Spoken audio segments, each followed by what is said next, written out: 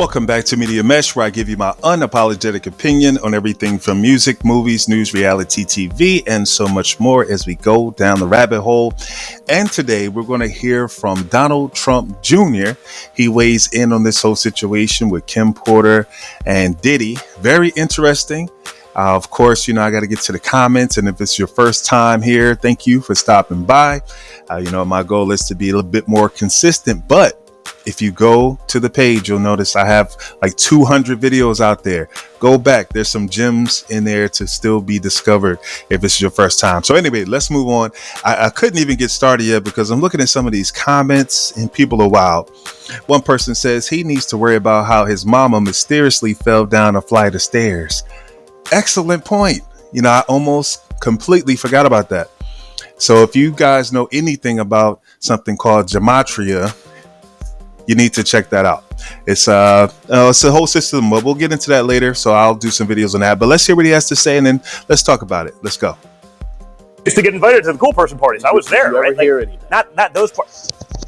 So not me directly, but it's my ex-wife actually she was a model in New York, and she was really good friends with Kim Porter, who was Diddy's wife, the one who died at 47 from pneumonia. And I was like, That's when that happened, she called me, and this was a couple of years ago now, maybe not even, a couple of years ago, and she called me like, something's up with that. I go, what do you mean? She's like, oh dude, Kim used to tell me it was a bad, there's a lot of weird shit that I didn't even know that, but they were they do photo shoots together or whatever. They were sort of friendly. They'd hang out. We'd see them out downtown, and I'd hang out with her. Not so much with Dad. I think it was already sort of over there, but she was really afraid of him, and it.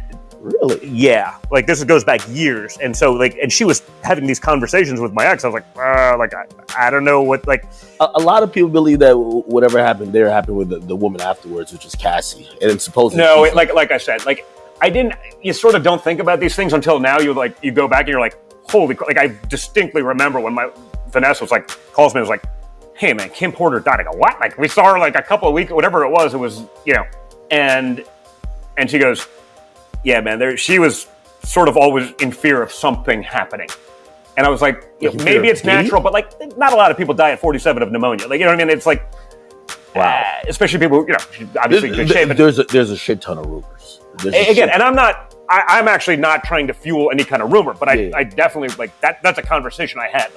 Someone who knew her well, was friend, they text, was something. She was she's something. She did not believe that was just natural. I used to get invited to the cool person party. Let's get into it. So, and stick with me if you're still listening. Appreciate you, because some of these comments are very, very interesting. But shout out, I guess, to academics for being in the cool club himself. He gets to sit down with Donald Trump Jr. So most certainly you have to be tapped into the right circles to have such a conversation. But one thing I want to address really quick. This one person says, of the 10 years Diddy was with Cassie, he spent every single holiday with Kim and the kids. Her last post was a birthday shout out to Diddy, and she was with him 2 weeks before she passed, celebrating his sky jump. I'll never understand why people think he has something to do with her unaliving, because publicly they got along fine. Now, interesting. This is how powerful public perception is. He said it himself. They got along fine publicly. Isn't that the story for most celebrities? Isn't that the image that you want to portray, that everything is just fine? But it's what happens behind closed doors that tell the real story. And that story can only be told by people who are actually in the know. You and I watching these folks on TV, award shows, doing whatever they do, that's a public image, of course. Number one, you hire publicists. Not that he needs to do that in this case, but when you're a celebrity, that's one of the things that you have to do, because you have to protect your public image, which basically encapsulates your brand. So you don't want to destroy your brand with any negativity. So why people are so caught up on defending people that they do not know is beyond me. You don't know Diddy and I don't know Diddy, but I do know one thing. When there's smoke, there's fire. How many rumors need to come forth before people recognize that you should not be worshiping and praising these people? Let's move on. Let's look at some other comments here, because that's how we do here at Media Mesh. All right. So somebody says, unpopular opinion, y'all more concerned with his daddy than the fact that Kim Porter was potentially unalived.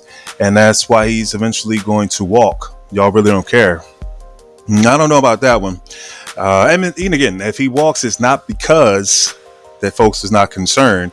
It's more so the fact that from some people, they say he's tapped into connections with a former president who has brown skin. So, and considering that allegedly Mr. Diddy himself has videos of people in compromising positions, he's going to now utilize that as leverage to help his cause. So it's a lot to be considered here when we're talking about if he's going to get off, which we'll see. Now, some people who are in the know say that he is going to be the fall guy. Yes, they're all guilty. The elites that run this whole situation. Okay. They're definitely watching, but the brother is definitely going to go down just like in a scary movie. The brother, the first one to be unalive. And when the stuff hit the fan like it is now, this brother is going to be the first one down.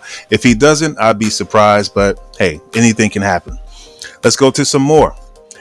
He says, one person says, let's discuss the crimes your father has gotten away with. At what age did you realize you were all being raised with no scruples? Interesting. And hey, I agree. I don't know how the conversation turned to Kim Porter or this whole Diddy situation, but maybe it just came up organically. Who knows? But that is a good point. His father definitely is not an ideal citizen. However, a lot of people of color are now pushing for him. Even though just a few years ago, all the people was telling you, oh, you know, people done died so you can vote. And then they voted for Biden. And now everybody flip flopping. Now they talking about voting for Trump because he keep it real. He's like one of us. I was going to say something else. But you know what I'm saying? So it's like the flip flop between the two parties just lets me know how unwoke the majority of Americans are. Because you're allowing yourself to go to basically be pulled in different directions every time as if it makes a difference. So once you understand that these people are selected and no matter which role that they present to you, they're still playing a role. So at the end of the day, until the actual people stand up and say, you know what, your governing is ineffective. We are not better today because of it. Now, granted, there were some things throughout history that has made life better, but ultimately, at this point where we stand in history, this is the demise of the American people. Off topic, but yet still on topic.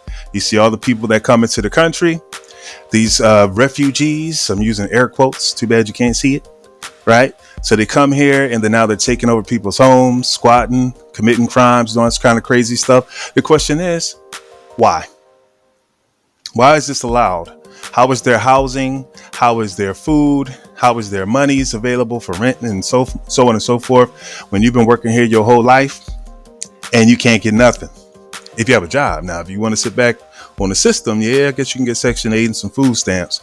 But to the average working class person who has to deal with the rates of rents constantly increasing, taxes on everything, what is there for you? Nothing. Anyway, I digress. Back to Diddy and his foolishness.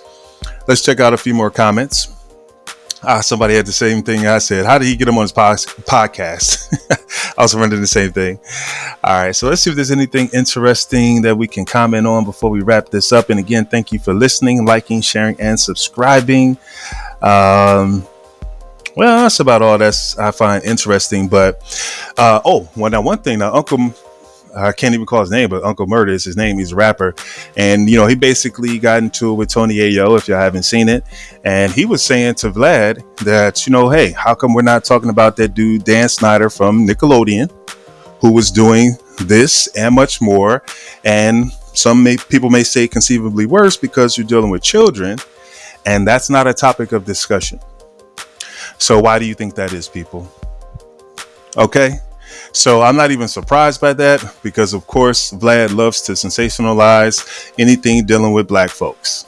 That's a given.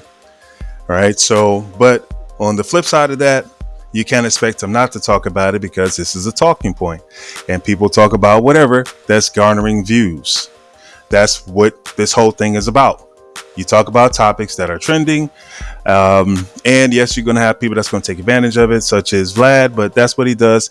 And yet people still watch it. Black people still go on the show. So really, some of us are mad, but not that mad because you're still supporting it, which is allowing him to continue to make content for you to watch and view and him to monetize and make money.